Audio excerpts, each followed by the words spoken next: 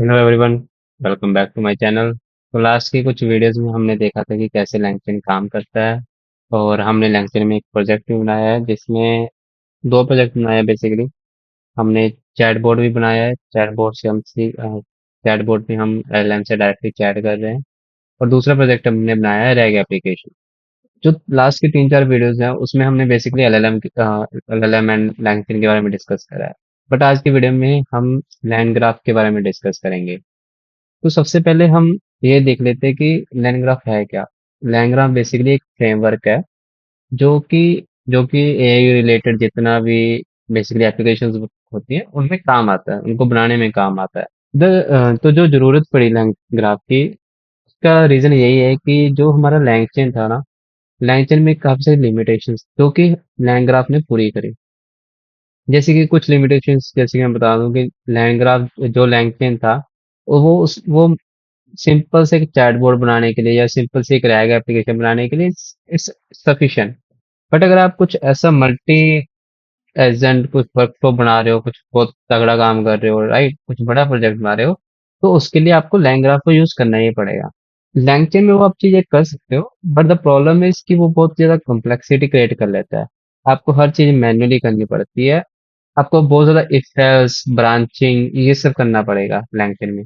But अगर Lang graph की बात करो तो आप एक ऐसा ग्राफ बना दोगे जो कि उस चीज को फॉलो करेगा, जो कि आपका कोड है जो उस चीज को फॉलो करेगा। और दूसरा रीजन, जो लैंगचेन है हमारा, लैंगचेन में क्या होता है कि आपको हर हर बेसिकली वेरिएबल आपको स्टोर करना पड़ेगा जो आपको चाहिए, राइट, वो आपको मैन्युअली मैनेज करना पड़ता है।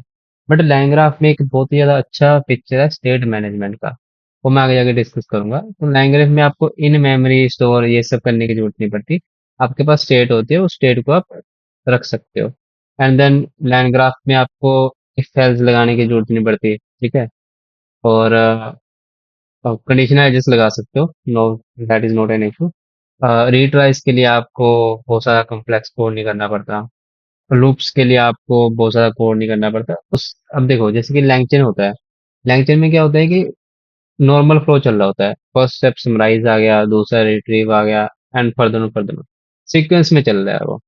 बट अगर आप वही आपको अगर ऐसा चाहिए कि पहले समराइज हो, अगर रिट्रीव नहीं हुआ मेरा फॉर एग्जांपल, तो मेरा रीट्राई करूं, ठीक है।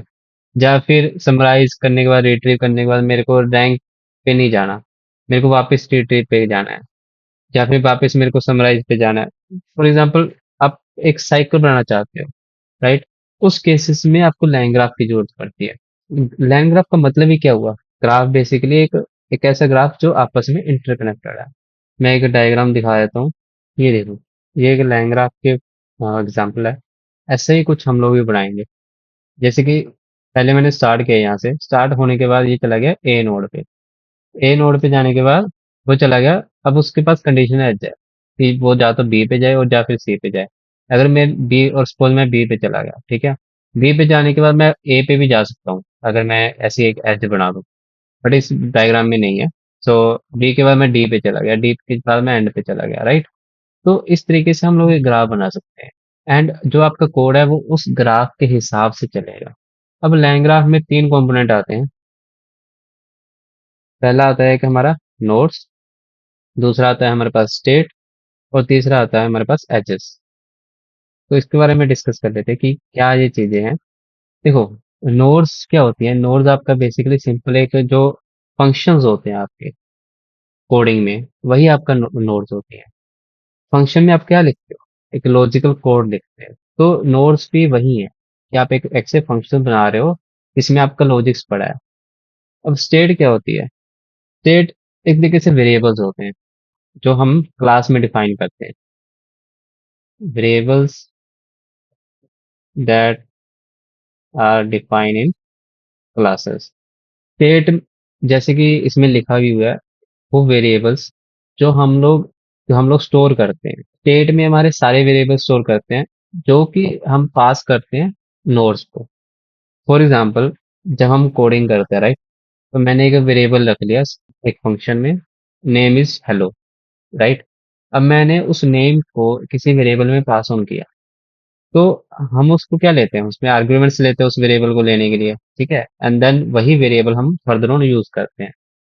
तो सिमिलरली जो हमारी नोड्स हैं, नोड्स क्या है, फंक्शन है, फंक्शन क्या लेती है, एक वेरिएबल्स लेती है, आर्ग्यूमेंट्स लेते हैं, उस आर्ग्यूमेंट्स में हम स्टेट पास कर देते हैं, उस स्टेट में क्या है, वेरिएबल्स है। एजेस क्या है, जैसे कि ये वाला पार्ट, यही है एजेस, जो मेरे को ये बताते हैं कि ए के बाद मेरे को कहाँ जाना है, बी में जाना है या सी में जाना है, सी के बाद मेरे को कहाँ जाना है, डी में जाना है, और डी के बाद मेरे को एंड करना है, यही वो एजेस होती हैं। ठीक है, वो फंक्शंस विच जो कि बताते हैं विच नोड टू एग्जीक्यूट। सिंपल सी चीजें, वो एक सिंपल से फ्लो समझते हैं नोड, स्टेट और एजेस का। पहले हम नॉर्मल वे चलते हैं, क्योंकि ये नॉर्मल वे ही है। एआई में जो लैंगचेन या लैंग्राफ है, वो एक सिंपली कोड ही है, जैसा आप पहले काम करते थे। बस द ओनली डिफरेंस इज कि आप इसमें एलएलएम को कॉल कर रहे हो। ठीक है, ये चीज हमेशा याद रखना। अब जब भी हम कोडिंग में काम करते हैं, तो मेन चीज क्या होती है कि सबसे पहले हमारा एक मेन फंक्शन कॉल होता है। उस मेन फंक्शन में कोई एक्स फंक्शन कॉल किया, उस एक्स फंक्शन में एक वाई कॉल किया, वाई ने जेड कॉल किया, एंड इन द एंड आपके पास क्या रिटर्न आता है, आपके पास रिटर्न आता है आउटपुट, जो कि आपका रिजल्ट होता है। That's the all happens in the coding, right. For example आप साइन इन भी करते हो, तो इन द एंड आपके पास एक रिजल्ट आता है कि आपका कोड एग्जीक्यूट हो गया, राइट, वो आउटपुट होता है। तो इसी तरीके से जो मेरी नोड्स है वो मेरे फंक्शंस हैं। अब उस फंक्शन में लॉजिक्स लिखे हुए हैं जो कि कॉल होंगे। ये जो हमारी स्टेट है वो वेरिएबल्स हैं, जिसमें हम वो सारे वेरिएबल्स रखते हैं जो जिस पे हमें काम करना होता है। पहले मैंने स्टार्ट पहले मैंने स्टार्ट फंक्शन कॉल किया, स्टार्ट नोड कॉल करी, इसमें मैंने वेरिएबल स्टेट दे दी अपनी। ठीक है, सपोज मेरा नाम है, फर्स्ट नेम जो है हेलो, ये मैंने इसको स्टेट दे दी है। इसको लिख लेते हैं, क्लास ने, जिसमें मेरा जो फर्स्ट नेम है वो क्या है, वो है हेलो, सपोज। एंड देन वो ए के पास चला गया। ठीक है, ए ने, चलो ठीक है, वो देखा कि क्या फर्स्ट नेम गिवन है, उसने बोला यस गिवन है, तो वो बी के पास चला गया। बी ने क्या किया, बी ने एक वेरिएबल ऐड कर दिया, सपोज सेकंड नेम, जिसमें क्या कर दिया, वर्ड लिख दिया, हेलो वर्ld। ठीक है, इसी तरीके से थर्ड स्टेट लगा लो। ये स्टेट ए के पास थी। ठीक है, सबसे पहले स्टेट क्या थी, स्टार्ट में थी, स्टार्ट के पास वो चली गई ए के पास। ए ने क्या किया, उसको रीड किया कि हाँ फर्स्ट नेम दिया हुआ है, तो वो बी के पास चला गया।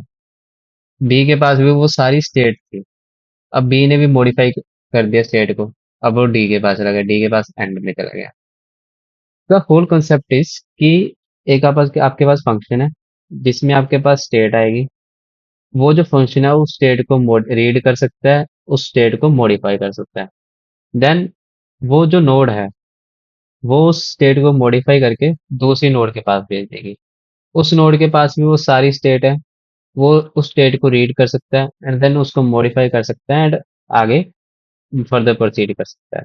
That's the whole concept of the लैंग्राफ।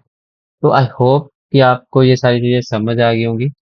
ठीक है, अगर नहीं समझ आएगी तो कमेंट सेक्शन में कमेंट कर देना। इसके नेक्स्ट हम एक प्रोजेक्ट बनाएंगे लैंड ग्राफ के ऊपर, जिसमें हम बहुत ही इंटरेस्टिंग एक्साइटिंग प्रोजेक्ट लेके आएंगे। तो तब तक के लिए bye bye everyone, good luck.